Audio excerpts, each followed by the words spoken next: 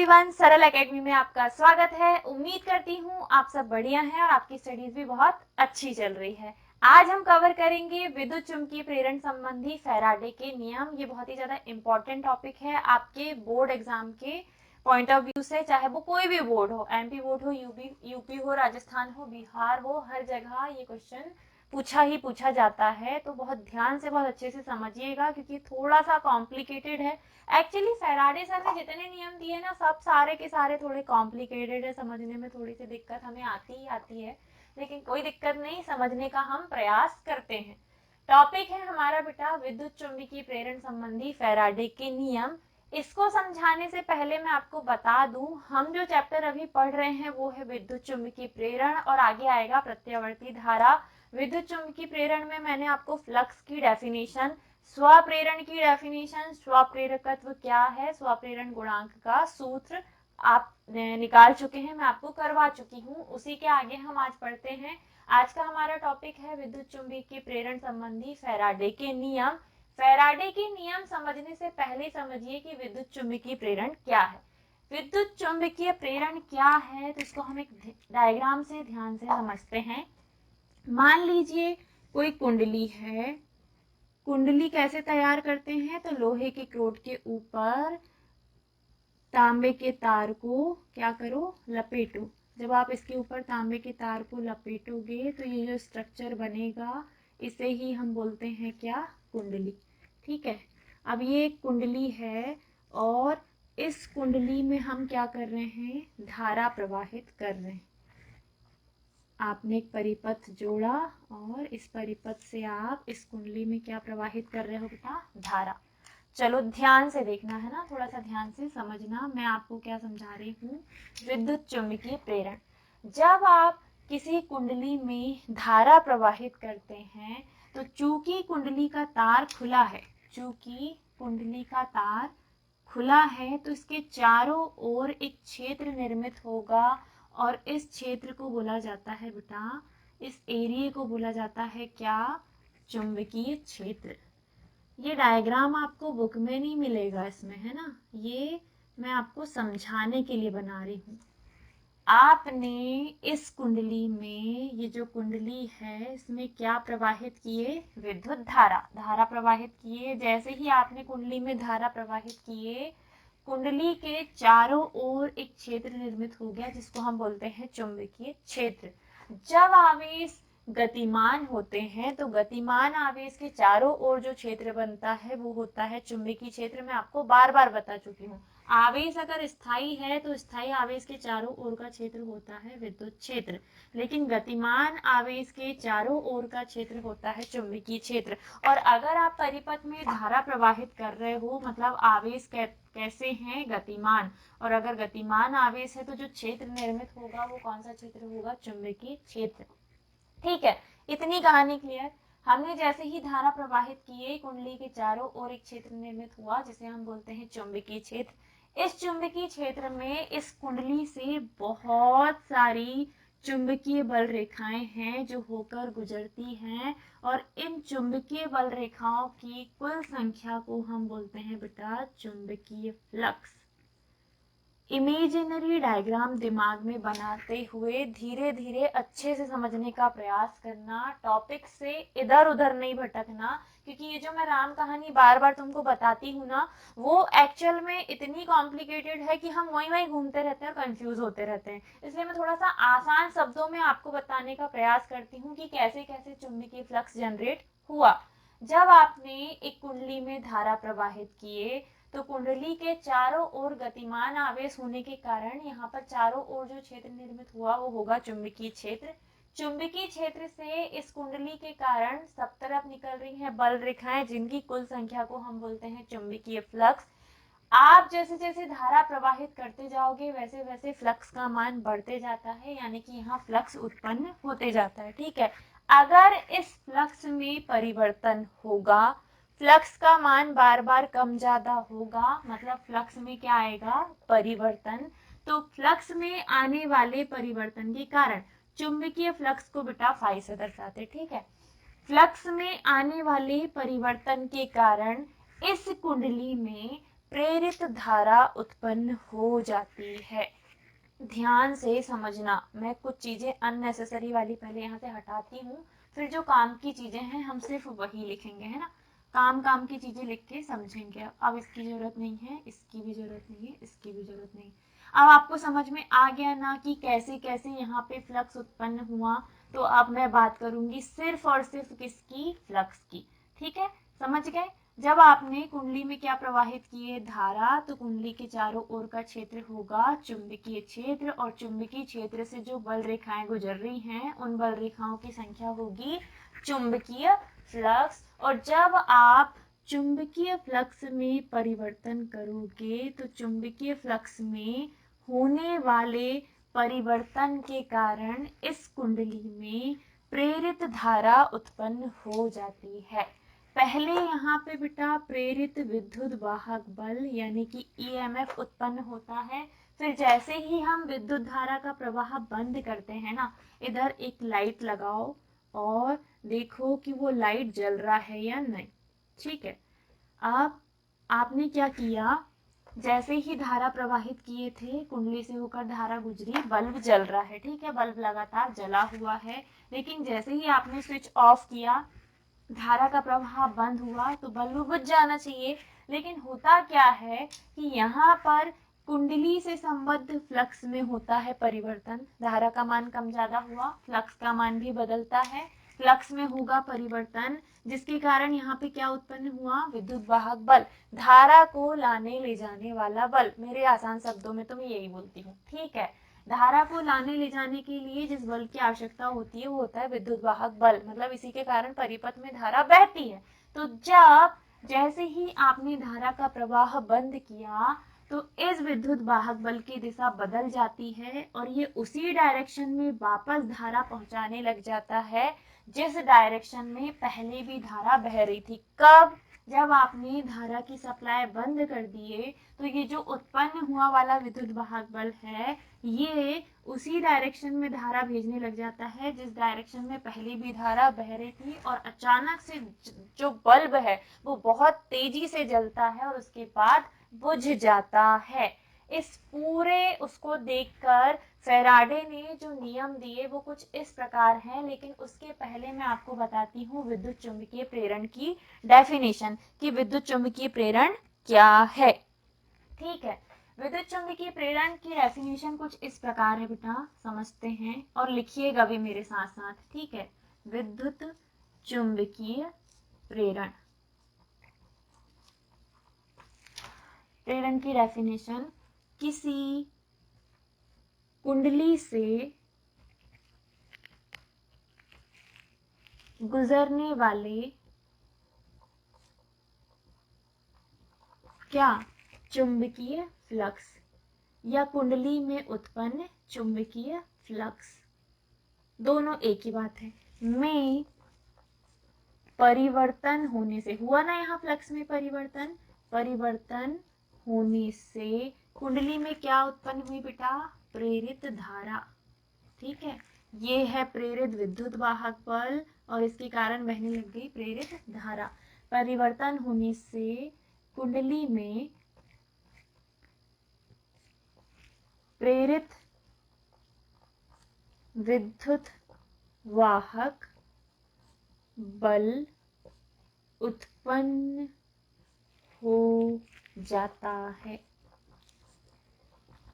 किसी कुंडली में जब हम धारा प्रवाहित करें तो कुंडली से संबद्ध चुंबकीय फ्लक्स में, किसी कुंडली में धारा प्रवाहित करने पर कुंडली से संबद्ध चुंबकीय फ्लक्स में परिवर्तन होने से, कुंडली से गुजरने वाले चुंबकीय फ्लक्स में परिवर्तन होने से कुंडली में प्रेरित विद्युत वाहक बल उत्पन्न हो जाता है, जिसके कारण परिपथ में, जिसके कारण परिपथ में क्या बहने लग जाती है, प्रेरित धारा बहने लग जाती है। इसी घटना को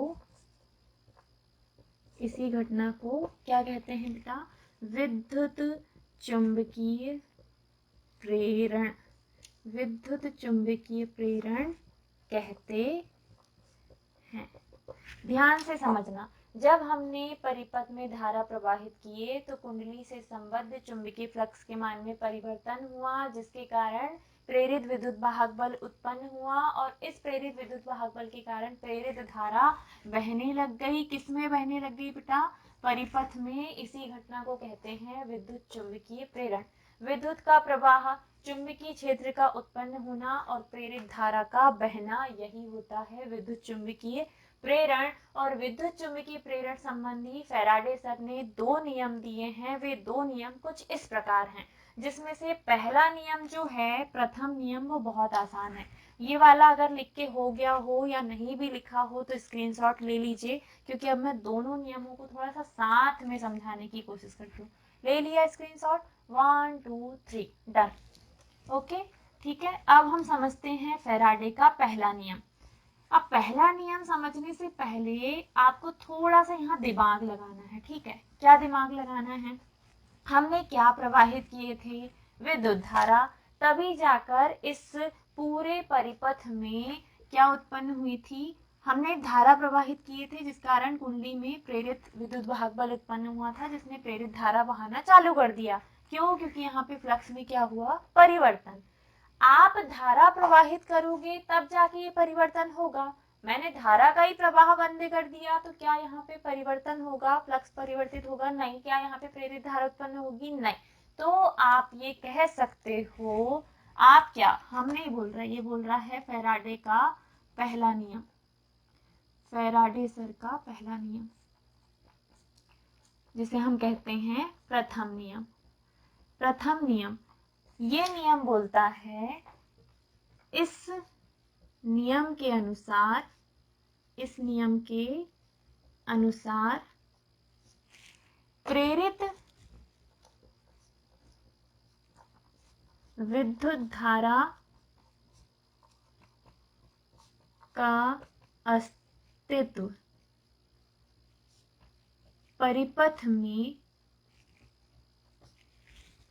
केवल तब तक होता है, तब तक होता है जब तक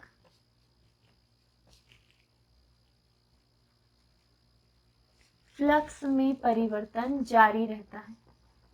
और फ्लक्स में परिवर्तन कब तक होगा बेटा? जब तक आप धारा का प्रवाह जारी रखोगे। धारा का प्रवाह बंद तो फ्लक्स में परिवर्तन बंद, फ्लक्स में परिवर्तन बंद तो प्रेरित विद्युत वाहक बल का उत्पन्न होना भी बंद, तो प्रेरित धारा बहेगी क्या? नहीं। तो फैराडे सर का कहना था कि ये प्रेरित धारा परिपथ में केवल और केवल तब तक ही बहेगी जब तक आप यहाँ पर फ्लक्स में परिवर्तन जारी रखोगे, यानी कि धारा का प्रवाह जारी रखोगे। धारा का प्रवाह बंद कर दोगे तो फ्लक्स में परिवर्तन होना बंद हो जाएगा। फ्लक्स में परिवर्तन होना बंद हो जाएगा तो प्रेरित धारा का उत्पन्न होना भी बंद हो जाएगा। ये है फैराडे का पहला नियम। अब इसी को देखकर उन्होंने दूसरा नियम भी दिया, जिसे कहा जाता है फैराडे का द्वितीय नियम या सेकंड लॉ। ठीक है, फैराडे का द्वितीय नियम, प्रेरित विद्युत वाहक बल, या आप कह सकते हो धारा, प्रेरित धारा का मान चुंबकीय फ्लक्स में परिवर्तन की दर के, फ्लक्स में परिवर्तन की दर के समानुपाती होता है, समानुपाती होता है। आप इसको देखकर ये कह सकते हो कि यहाँ पे जो विद्युत वाहक बल प्रेरित हुआ है उसका मान जितना फ्लक्स में परिवर्तन होगा उसके बराबर होगा। फ्लक्स में परिवर्तन होगा तभी उत्पन्न होगा, जितना ये परिवर्तित होगा उतना ही प्रेरित विद्युत वाहक बल उत्पन्न होगा। अब इसको देख के आप अगर इसको डेरिवेशन के रूप में सॉल्व करो तो आप कुछ इस प्रकार बोलोगे कि माना जब आप पहले परिपथ में धारा प्रवाहित कर रहे थे तब परिपथ में फ्लक्स का मान जो था वो φ1 वेबर था। ठीक है, कुछ समय गुजर गया, फ्लक्स में परिवर्तन जारी है और कुछ समय यानी कि dt समय पश्चात फ्लक्स का मान phi2 हो जाता है। तब डेफिनेशन क्या बोलती है बेटा? डेफिनेशन बोलती है कि प्रेरित धारा जो है या प्रेरित विद्युत वाहक बल जो है वो फ्लक्स में परिवर्तन की दर के समानुपाती होता है। आपने लिखा है कि प्रेरित विद्युत वाहक बल किसके समानुपाती है?